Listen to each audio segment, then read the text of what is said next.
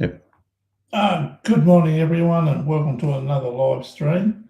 Today we're going to talk about a couple of updates to the NDIS issues I've been chasing up.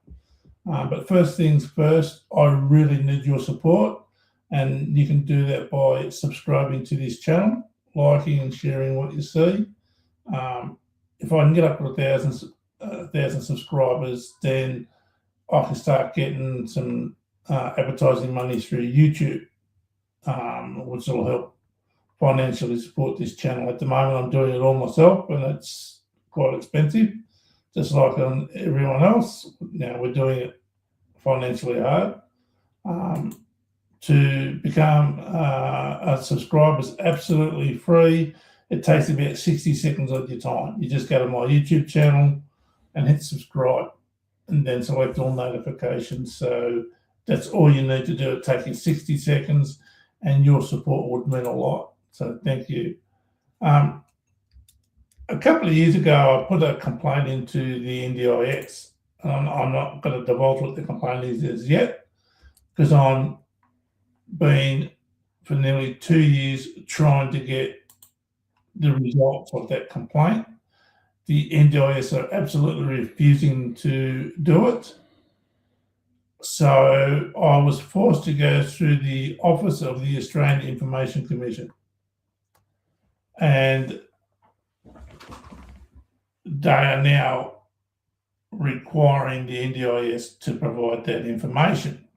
Now, I've got an email from the NDIS yesterday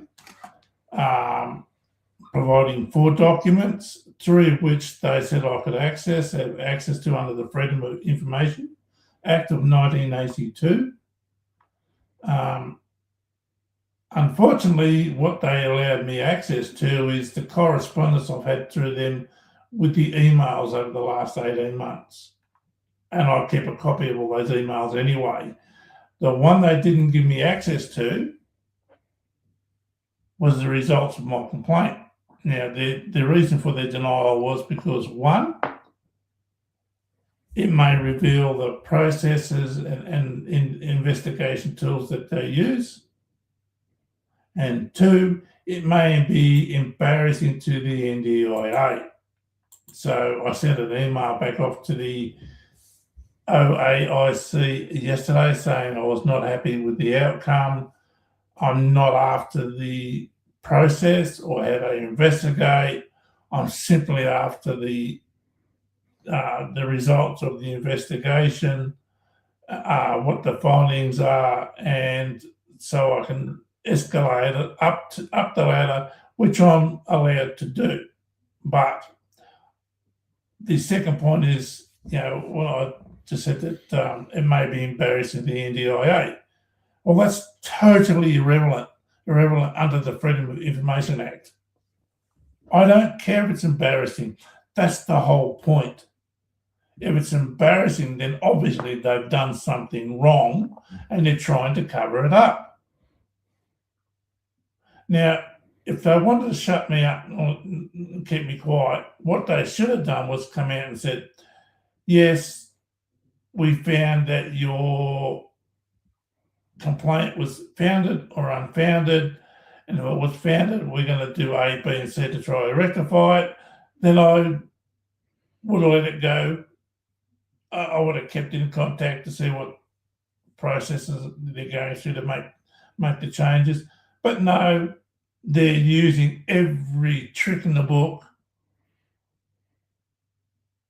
to not provide me the information that I'm legally allowed to access under the Freedom of Information Act of 1982. Now, I sent the letter off to the Information Commission yesterday. I haven't had a response yet, probably won't do for the next couple of days, but I am not going to let this go. The more they keep doing this, the more it pushes me to dig my heels in and the more stubborn I become. I am not going to let it go.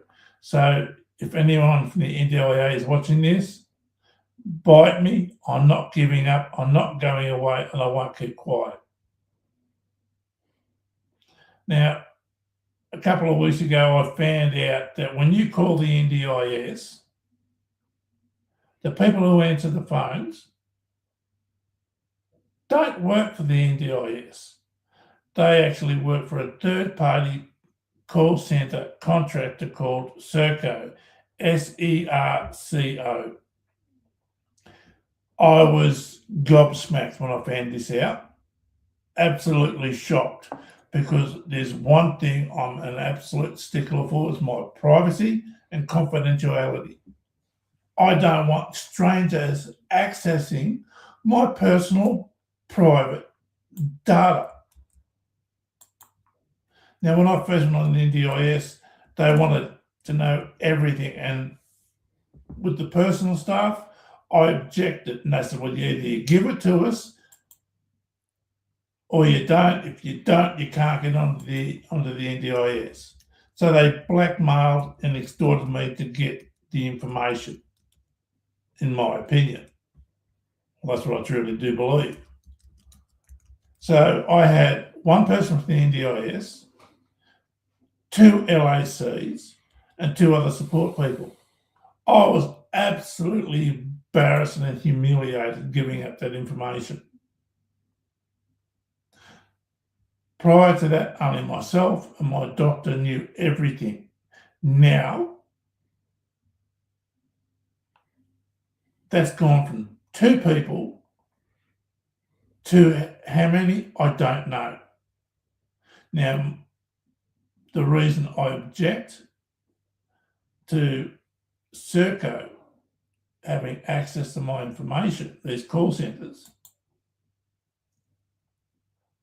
they probably work from home. I don't know what they do with their computer when they're not working. They could be downloading porn, as far as I know. They might have malware on their computer, might have a Trojan horse on the computer, spyware.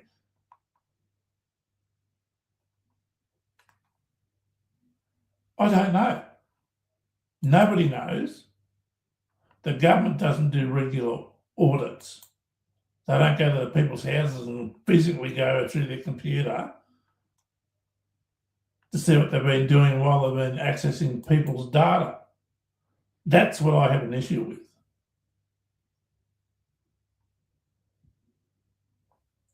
So on the 11th of March this year, I sent an email to privacy@ndis.gov.au saying that I just found out about Serco.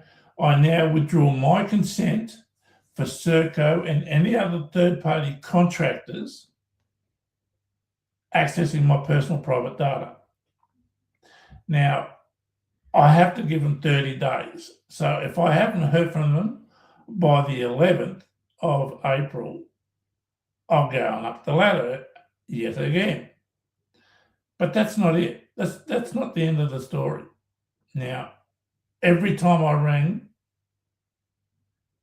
the NDIS, I asked, do you work for Serco or do you work for the NDIA?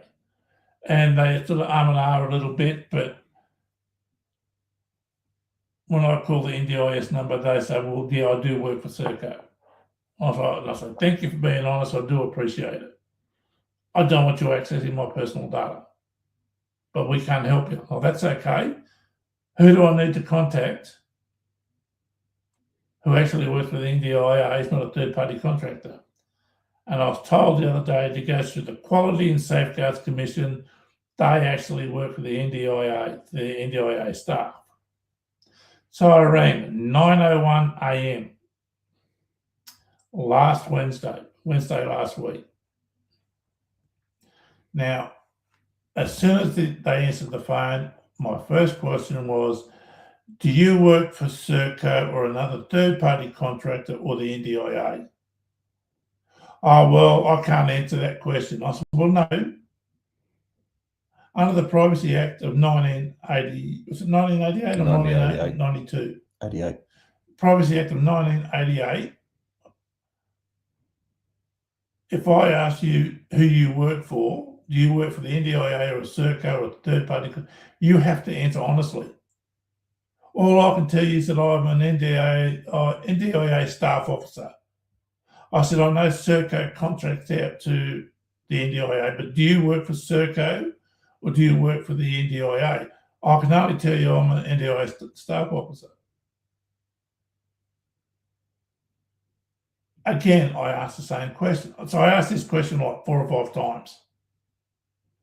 She refused to answer. So I said, okay, well, I was contacted the week prior because I put an application in for some adaptive technology. That's all right. So, and it was refused. And my support coordinator is off maternity leave, so they rang me and said, oh, look, the application was denied. And I said, well, why was it denied? So this bloke read the letter out to me of why it was denied. It's because these items were denied because you had supports for these tasks. So this is like replacement support. So that I get these things, so I don't need supports. Well, that's what the outcome was. So he said, oh, I'll send you the letter, which I never got. So that's why I made that phone call to the NDIS, then to the Quality and Safeguards Commission. I wanted a copy of that letter. So she organised the letter to be sent, and when she come back to me, and this is like 50 minutes later, that's how long it took, I said, I know you have to answer this question under the Privacy Act of 1988. Do you work for Serco or do you work for the NDIA? All I can tell you is I'm an NDIA staff officer. I said, yes, but do you work for Serco or do you work for the NDIA? Again, I asked them multiple times, oh, I support your decision and blah, blah, this and blah. So I said, okay, you're not going to answer the question, so I'm assuming you work for Serco and you're not allowed to answer. And she wouldn't answer that. So I thanked her and I hung up. Now, later that night, I was thinking, somebody told me that the quality, I sent an email in complaining about this lady not answering my question, who she worked for. I got an email back saying that that's not their role. And I thought about that later that night. I said, well, if the Quality and Safeguards Commission is not the NDIA, how did the Quality and Safeguards Commission call centre contact the NDIS to get that letter I was requesting? Because obviously they work for Serco. So they lied. Denying something or refusing to answer a question is a lie, in my opinion. So I'm now having to force the issue of not talking to Serco, not talking to any LAC because they work for Uniting, and they have the contract to be the LACs. You know, the people I've met were been quite nice, but I don't want strangers accessing my data. It's as simple as that. The government had no right to do this. I don't know whether it was the Labor Party who brought Serco in, or it was a coalition, but either way, I no longer give consent for any third-party contractor accessing my information. Now, 2 years ago, in 2024, an NDIA staff member sold people's personal data to some service providers, I think it was in Sydney. And on May 25th last year, that NDIA staff member was found guilty. He didn't go to jail. He got a 2-year good behaviour bond, community service sentence. That's not enough. They breached our trust. They breached our data. Now, everyone's going to think, oh, well, it's never going to happen. It's only once and I won't be. Well, I'd just like to let people know that the Family Law Court have all their files digitised and stored here in Australia, but the backup, it's stored in India. And what happened there? They went in there and got the data and they sold it right around the world.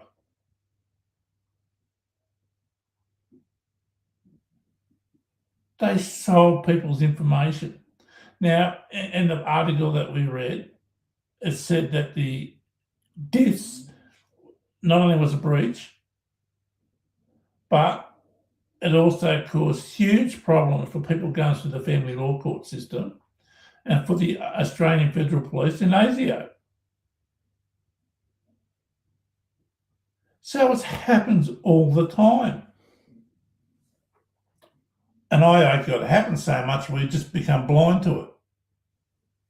We just accept, oh, well, these things happen.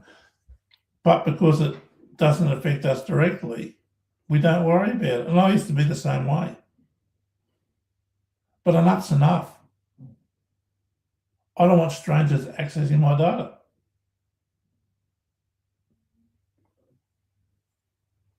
It's as simple as that. And I withdraw consent. Now, I've got to wait till the 11th of April to hear back from the NDIS, the privacy people from the NDIA. And I don't think I will, so I'll have to go back to the OAIC yet again, because they haven't even acknowledged that they received the email. Now, Serco, when they got the contract, they earned about $334 million. The Labor government took it off them, then gave it back to them, and they've earned another $250 million so far. And let's look at Salesforce yet again.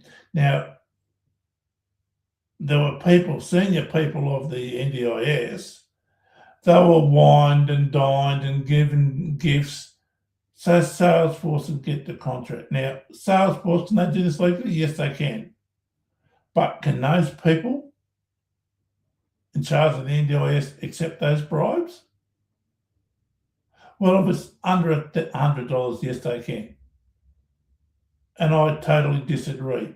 They shouldn't be getting 1 cent and one gift in a kickback. Now, Salesforce, when it first came out, we're not paying for the use of the software, we're paying for a user license agreement. So every time there's a new participant on the NDIS,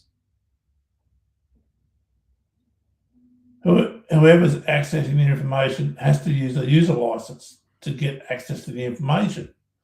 That's where they make the money, from those licenses. Now, when I originally started, it was like $20 million a year. By the end of this decade, it'll be $220 million a year.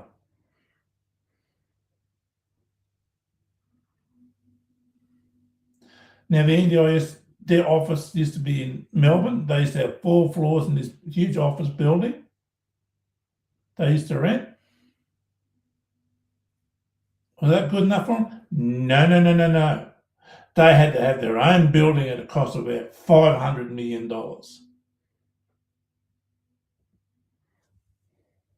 So those 3 things that I just mentioned, that's around about $1.5 billion that hasn't gone to the participants of the NDIS, hasn't gone towards supporting, paying for support workers and service providers and OTs and physios.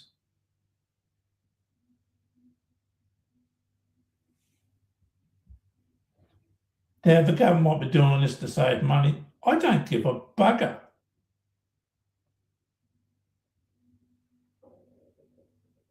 I don't want third-party contractors accessing my information. Those people who did the contracts with Salesforce, do they still work for the NDIA, or do they now work for Salesforce or a sister company of Salesforce?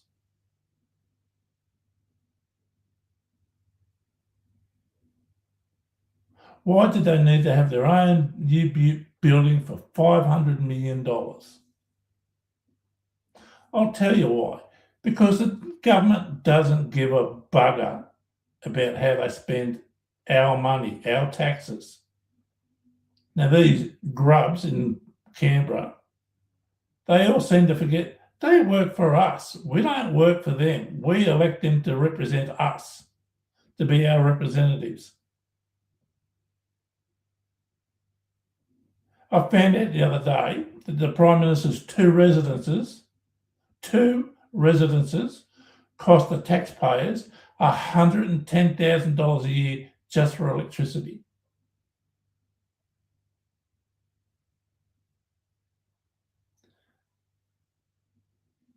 How many mortgages would that help for people who are looking for their own home? If they pulled their finger out, shopped around and got a better deal for cheaper electricity to save the taxpayers money. I mean, these grubs in Canberra, they don't care what they spend their money on. It's not their money.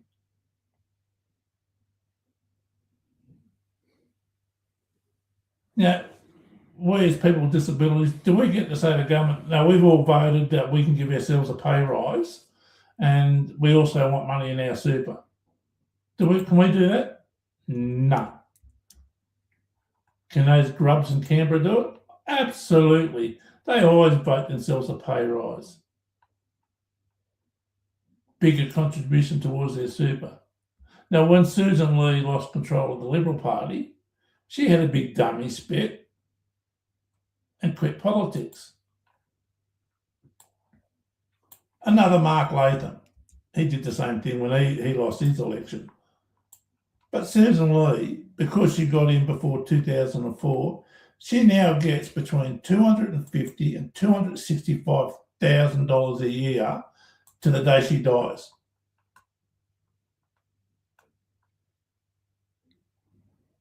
The Australian Prime Minister, Anthony Albanese,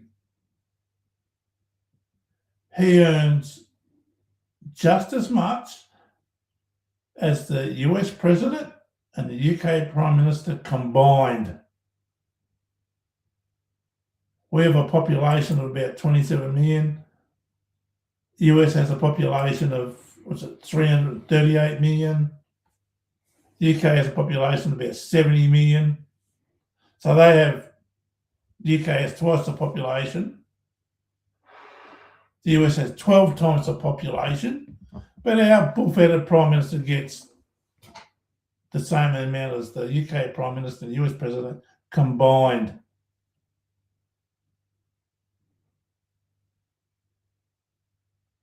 Who's wasting money?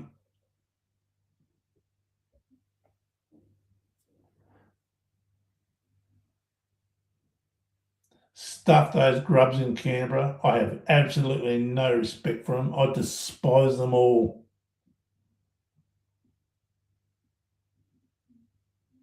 They work for us. They're there to run the country, to make sure we have the infrastructure that we need.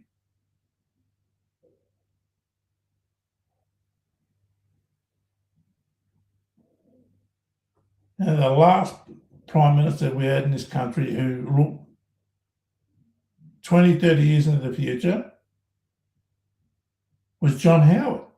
Now, I never voted for John Howard.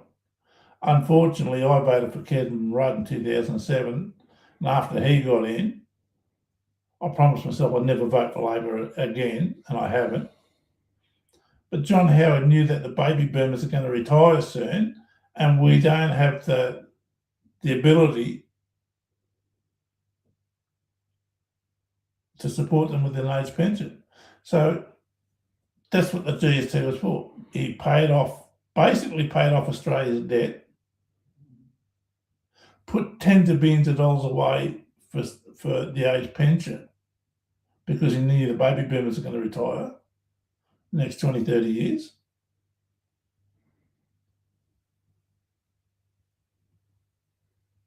We all sacrificed for that to happen. Kevin Rudd comes in 2000, oh, vote for me, I'll give every family $900 and X amount per child. He blew it. We're basically debt-free. And from 2007 right to this minute right now, we're now in $1 trillion worth of debt. $1 trillion. That's the coalition and the Labor government's fault. Now, the other Prime Minister, in my opinion, that done really good for this country is Gough Whitlam back in the 70s. He brought in Medicare. He was doing all this stuff to help people out in this country.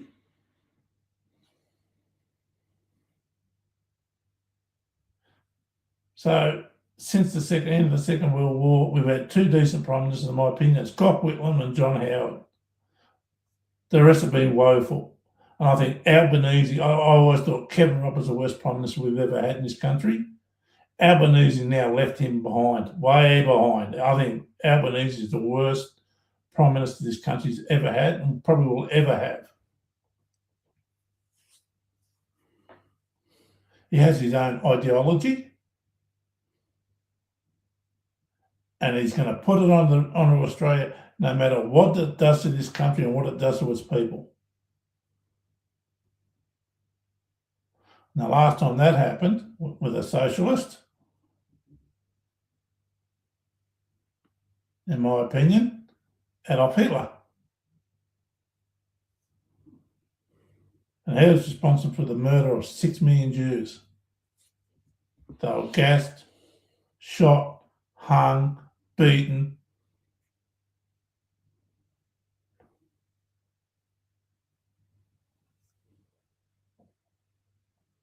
Hitler pushed his ideology onto his country and tried to take over the world. I mean, Albanese is not going to try and take over the world, but he's done the same thing, pushing his ideology onto this country.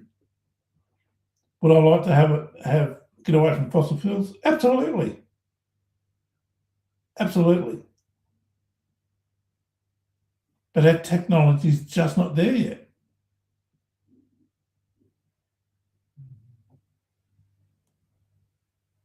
But he doesn't care.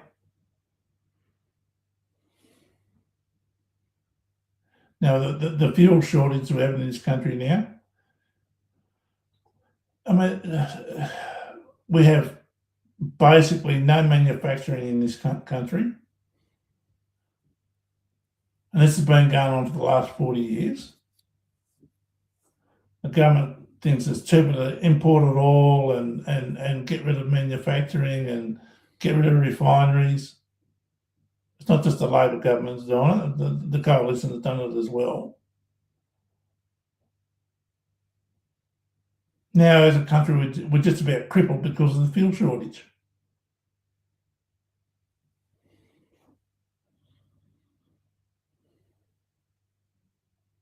I'm just sick and tired of the lies, the deceit, the misrepresentation, and they all the politicians think we should all listen to them and believe everything they say.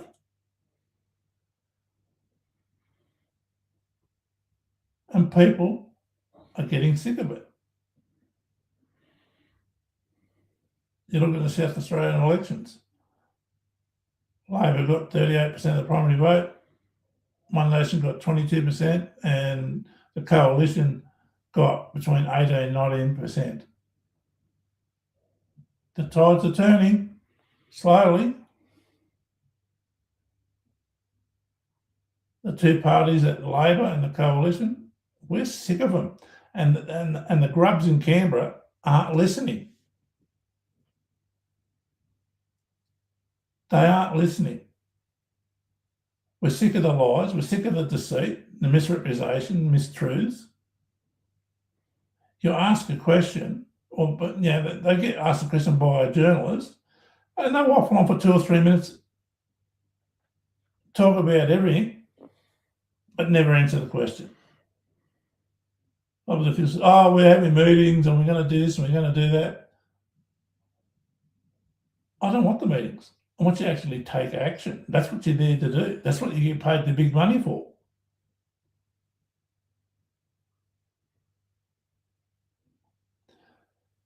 But this thing with the NDIA, just as a systemic of all governments, all bureaucracies, all public service. It's full of nepotism, cronyism, and it's like that old saying, absolute power corrupts absolutely. They got their finger on the button. They don't want to take it off and give it to anyone else. They want control. They want the power. They want the money.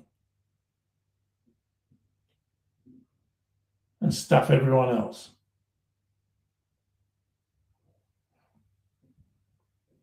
Now, where I live, Barnaby Joyce is our federal member. He's gone to One Nation, and I'll probably follow him with my vote. Because I'm sick of the coalition, I'm sick of Labor. They just mismanage everything. Look at the NDIA. Both the Labor Party and the coalition, they allowed all the state governments to cut their disability services and force everyone onto the NDIS.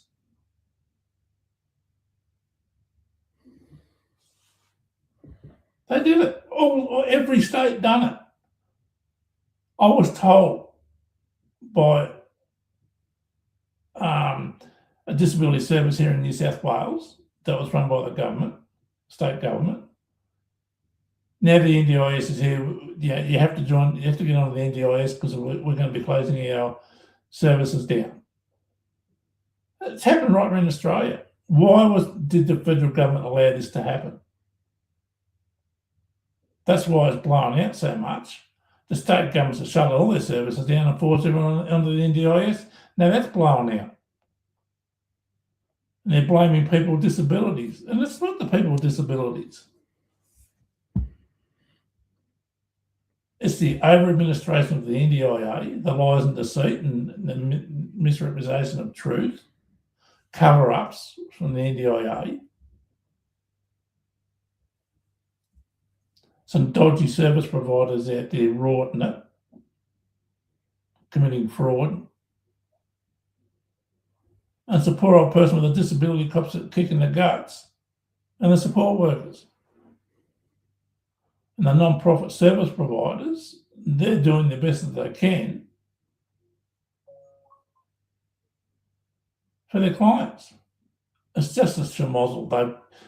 The successive governments have completely stuffed up the NDIS. We need to get back to its original architecture. Now, last year I did a thing on Estelle Lucas. She was a prostitute. She was self-diagnosed autism, PTSD, depression, anxiety. She only had one thing medically diagnosed. She wrote her own doctor's report and gave it to the doctor. She's employing a brother with her NDIS funding, which she's not allowed to do.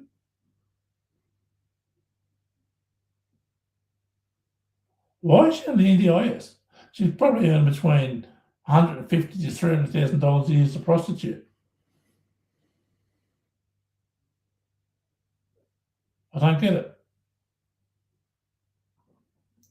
When I was listening, I thought to myself, how can she self-diagnose all these things? And at the end of the third video, I have a master's in public health, and well, there you go. I don't believe a word that came out of her mouth. I truly don't. That's my opinion. I don't believe a word that came out of her mouth. And she's helped the brother get onto the NDIS. Now, Rebecca Fortney kicked her off without due process, which I thought was wrong. But she got back onto the NDIS and she got her funding increased. So, I don't know. That's probably one person that I know of that is on the NDIS that shouldn't be, in my opinion.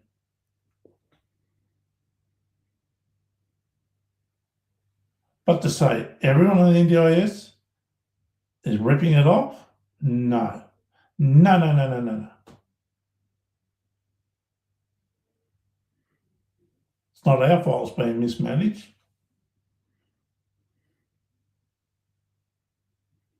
Not not our fault that some people are rorting it and defrauding people. It's not our fault that some businesses have done the wrong thing and the government's had to bail them out so that people with disabilities don't lose services. But it's easy just to blame everyone on the NDIS. That's just really crappy, bad journalism. And that's what the government does, blames everyone else for their own shortcomings.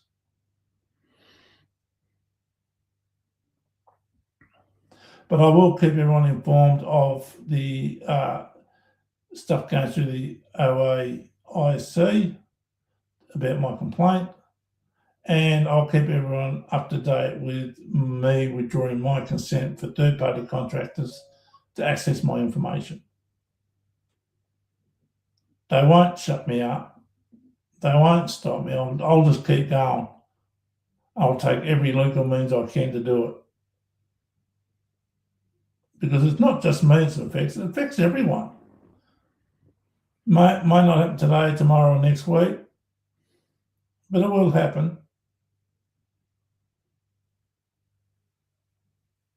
1/3 of plan reviews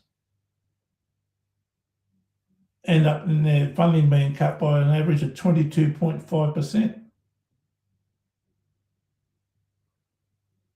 I'd like to know how much it costs the government for every $1 of funding a person with disability gets. How much does it cost the government to administer it? $10? $15? $5? $6? I don't know. But I'm going to find out. Anyway, that's my rant for the next week or two. I'm just sick of the way things are shaping up. I'm 62 years old. I'm getting towards the end of my life. I worry about the next generation and the ones after that. If somebody doesn't speak up and somebody doesn't do something about it, and then everyone's going to lose their rights.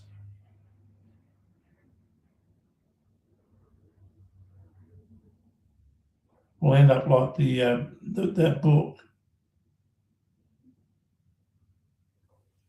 1984, where the government tells you what you can do, what you can't do, how you should and shouldn't do things, when you can and can't eat, what you can and can't eat, what you can and can't drink, what work you have to do.